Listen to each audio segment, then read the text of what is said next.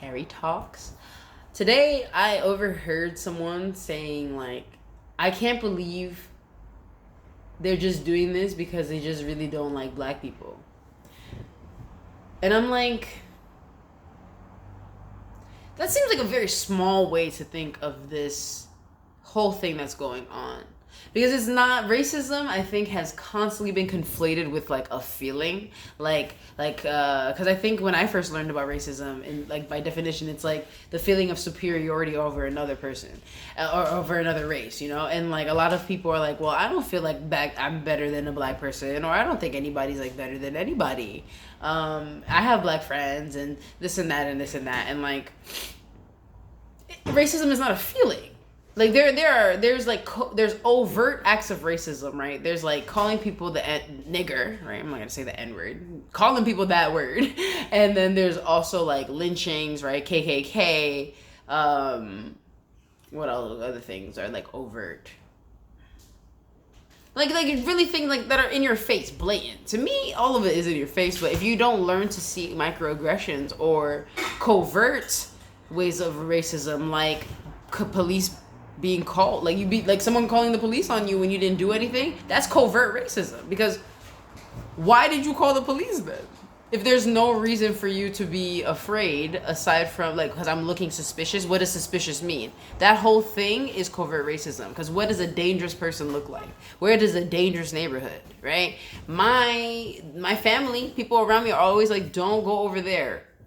My dealer lives in the PJs. Don't go over there. Because, because why? Because it's dangerous. Why is it dangerous? Because black and brown people live there. Poor black and brown people live there. So we need to really dissect these terms, these understandings that we have that like are just baseline understandings. Because obviously when you go into the communities,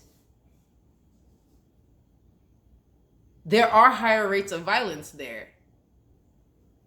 And there's a lot of mechanisms as to why that is, right? I worked in City Year for 2 years and I saw the education aspect of it, and the resources are just, there are kids like dicking around in school because there's nothing to do. There's not even enough things for them to have. And there's kids that don't have any clue what's happening.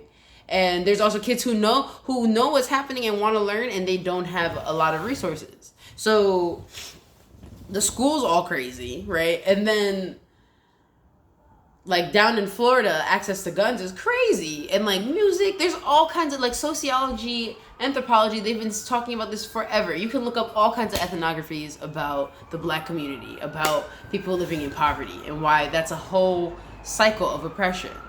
And you keep staying in it and it keeps getting worse, right? So that's happening. But from the outside looking in, we just say that's a bad neighborhood.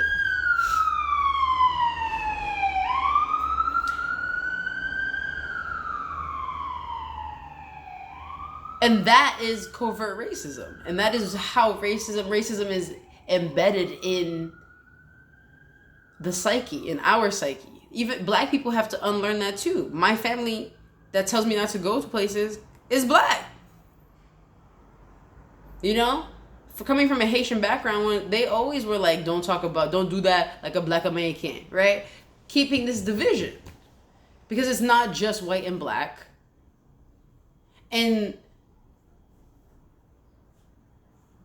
we have to really acknowledge America's role in creating and proliferating that narrative.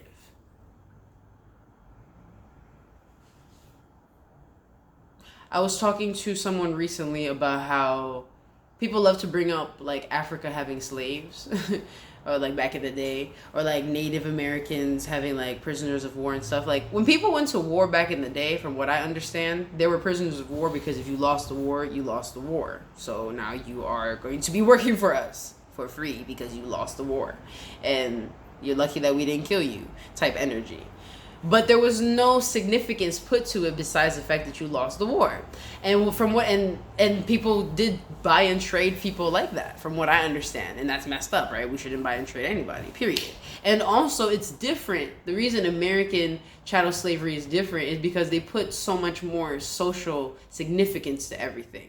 Like you deserve to be a slave. Like, this is the justification. This is why you're a slave. Black people, like, you are inferior. How else could you have gotten enslaved? Because you enslaved us. And then to remove the means to read, separated the family, beat everybody down. Every time you try to escape, you beat them and then let the other people see the beating marks or killed them. And, like, you know what I'm saying?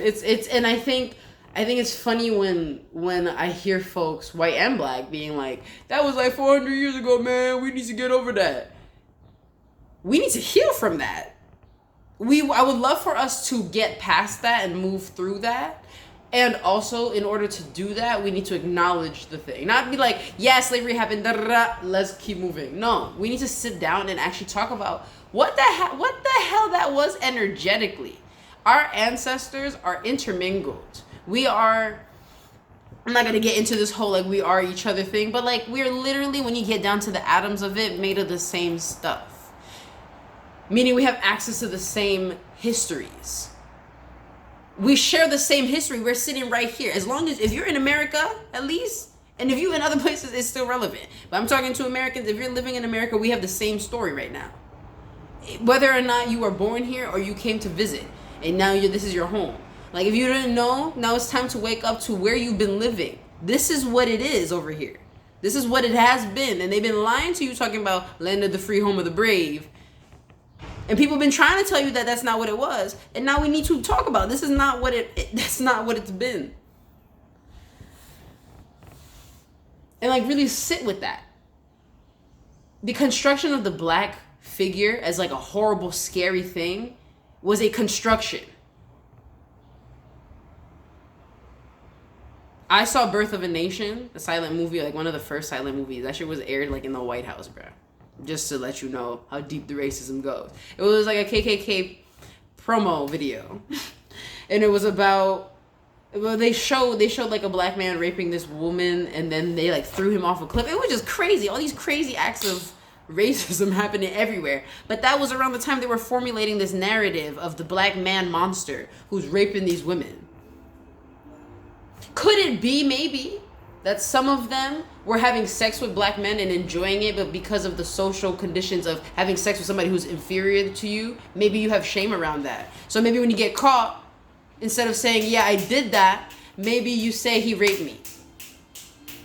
Because Emmett Till, the woman who accused him, the result of her lie, or her accusation at the time, whistling at her, got him. He was drowned, lynched, he wasn't burned, no. Drowned and lynched. 14. For that woman, many years later on her deathbed, to say I was lying. But for that to have been a justifiable response, I don't even know what happened to those men. And that's what we need to talk about. Like, this is the reason a cop can do, that man can do what he did to George Floyd, the reason that man did what he did to Eric Garner, the reason those people did what they did to Tamir Rice, the reason everybody's doing the things is because we're all trapped in this story that nobody wants to talk about. Really, like, what it do, like how it really has affected us and how it hurts. And how white folks, y'all's ancestors was really wildin'. And you in a past life was wildin'. And I could have been white in a past life. And that's why I have compassion. And also, that's not the skin I have in this body right now. Right now, I have a different story to tell. And I think it's very important for us to just feel about it. It was fucked up what happened to slaves. It is terrible and horrible what is happening right now. For people to be dying, and then for there to be riots, and for there to be unrest, and for there to be so much fear, and for there to be still Rona floating around, and for there to be, like, so much disarray, and not... The reason it's so scary, too, is because we don't have clear community.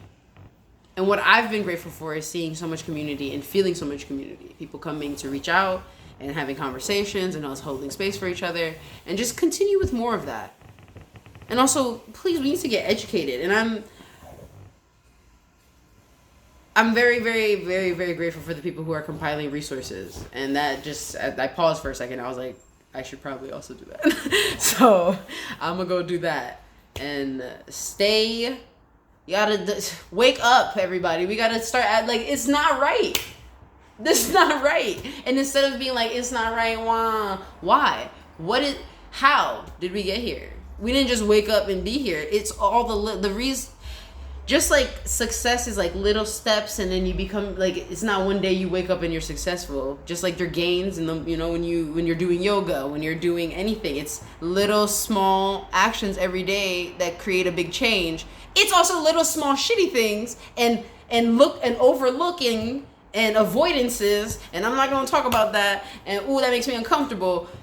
That led us to be here too. So let's talk about it.